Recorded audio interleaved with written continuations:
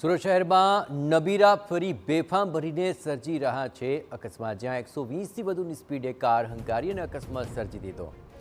BE6 અને BMWની airbag પણ ખુલી ગઈ।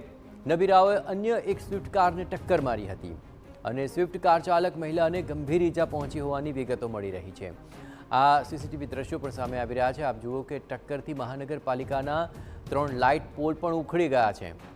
BE6 કાર ચાલક પહેલા અકસ્માત સર્જ્યો હોવાની પણ વાત સામે આવી અને કારના ચાલક મંથન પટેલ સામે ડ્રિંક એન્ડ ડ્રાઈવનો ગુનો દાખલ થઈ ચૂક્યો છે। BMW કારનો ચાલક ઝલક હજુ પોલીસ પકડથી દૂર છે। ઝલકના ઘટના સ્થળેથી આ ભાગી રહેલા દ્રશ્યો પણ સીસીટીવીમાં કેદ થયા છે।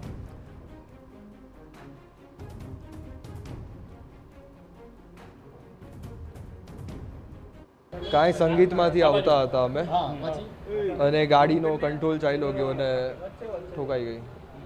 મંથન, તમે કેટલા લોકો હતા સવાર ગાડીમાં અને ક્યાંથી આવતા હતા? અમે 2 લોકો હતા અને YPD થી આવતા હતા। YPD અને બંને જણા ડ્રિંક કરેલું હતું? કોઈએ ડ્રિંક નહીં કરેલું હતું સર।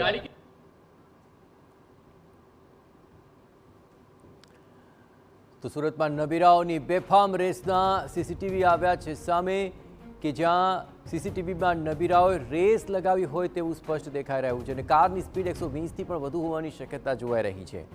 નબીરાઓ દારૂ પાર્ટી કરીને જતા હોવાનો આરોપ છે।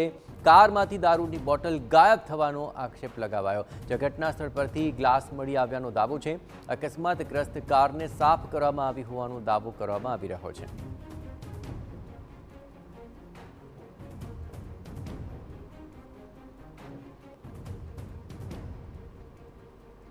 સુરતના વેસુ વિસ્તારની અંદર મોડી રાત્રે જે અકસ્માતની ઘટના બની છે તેની અંદર BMW કાર ચાલક જે ફરાર હતા તેના ઘટના સ્થળે પોલીસ છે તે પહોંચી છે। જોઈ શકાય છે જે એક વ્યક્તિને જે કારમાં જે સવાર હતો તે વ્યક્તિને સાથે લઈને જોઈ શકાય વેસુ વિસ્તારની અંદર આ જે હાઇટ્સ છે તેની અંદર પોલીસ છે તે પહોંચી હતી અને તપાસ છે તે કરવામાં આવી હતી।